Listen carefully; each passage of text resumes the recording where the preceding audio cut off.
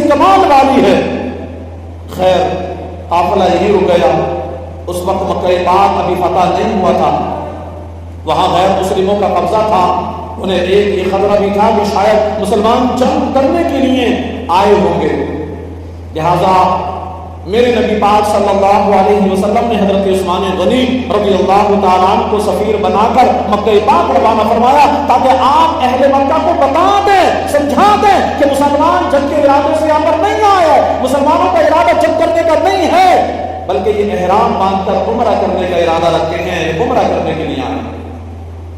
اور مسلمانوں, اس موقع پر حضرت عثمان غنی رضی اللہ تعالیٰ کا انتخاب آپ کی بڑی شان ہے. یہ انتخاب کرنا بھی یہ شان کو اجاگر کرتا ہے کہ حضرت عثمان غنی رضی اللہ تعالیٰ کی کتنی اونچی شان ہے, کتنی بلند شان ہے کہ محبوب کریم صلی اللہ علیہ وسلم نے حضرت عثمان غنی ہی کو چنا. اس لیے آپ ذرا حالات پر غور فرمائیے. مکے پر کفار کا قبضہ ہے, وہاں کوئی بھی اپنا نہیں ہے, سب بیگانے, بلکہ ایسے ظالم بھی ہیں جو مسلمانوں کو بہت شدید تکلیفیں پہنچایا کرتے تھے. ایسے ماحول میں حضرت عثمان غنی رضی اللہ تعالیٰ عنہ بالکل اکیلے مکہ پاک پہنچے اور وہاں اسلام کی نمائندگی فرمائی. وہاں اسلام کی نمائندگی فرمائی.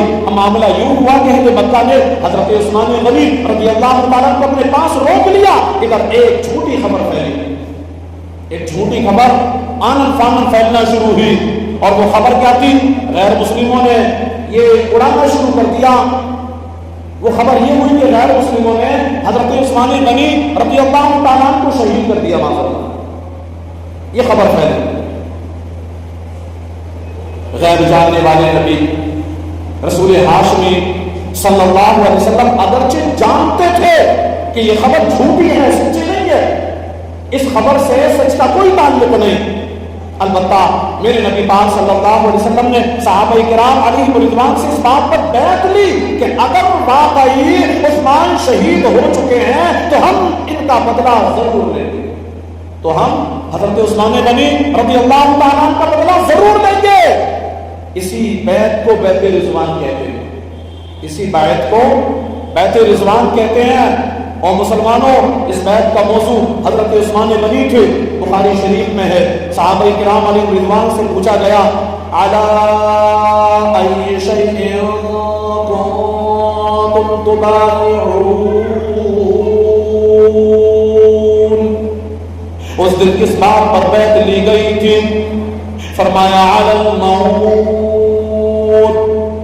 اس روز پیارے آقا امام الانبیاء محبوب کبریا جناب محمد رسول اللہ صلی اللہ تعالیٰ علیہ وسلم نے ہم سے موت پر بیعت لی تھی کہ یا تو ہم عثمان غنی رضی اللہ تعالیٰ کا بدلہ لیں گے یا خود شہید ہو جائیں گے. حضرت عثمان غنی رضی اللہ تعالیٰ کے ساتھ رسول اکرم صلی اللہ علیہ وسلم کی محبت کا عالم دیکھیے. ابھی صرف ایک خبر ملی ہے, حضرت عثمان غنی شہید ہو گئے ہیں. اگرچہ معلوم ہے کہ یہ خبر سچی نہیں ہے, مگر میرے نبی پاک صلی اللہ تعالیٰ علیہ وسلم نے اللہ پاک کے حکم سے 15 صحابہ کرام علیہم رضوان سے حضرت عثمان غنی رضی اللہ تعالیٰ کا بدلہ لینے, یہ شہید ہو جانے کی بیعت لے لی. خبر اگرچہ سچی نہیں تھی, لیکن یہ بیعت لینا, یہ انداز اختیار کرنا جس کو قرآن پاک نے بھی ذکر کیا, اللہ پاک نے کلام مقدس میں اس کو ذکر کیا ہے کہ یہ اس چیز کی دلالت کرتی ہے, دلیل ہے کہ میرے نبی پاک صلی اللہ علیہ وسلم حضرت عثمان غنی رضی اللہ تعالیٰ سے بہت محبت کیا کرتے تھے, بہت پیار کیا کرتے تھے. قرآن پاک میں اس کا ذکر یوں موجود ہے, لقد رضی اللہ عن المؤمنین اذ یبایعونک تحت الشجرہ, بے شک اللہ ایمان والوں سے راضی ہوا جب وہ درخت کے نیچے تمہاری بیعت کر رہے تھے. سبحان اللہ, ان صحابہ کرام کی کتنی بڑی شان ہے. اللہ پاک نے صاف خوشخبری سنا دی کہ محبوب کریم صلی اللہ علیہ وسلم یہ صحابہ جو آپ کے ہاتھ پر بیعت کر رہے ہیں, اللہ پاک ان سے راضی ہو گیا, اللہ پاک ان سے راضی ہو گیا. فعلم ما فی قلوبہم,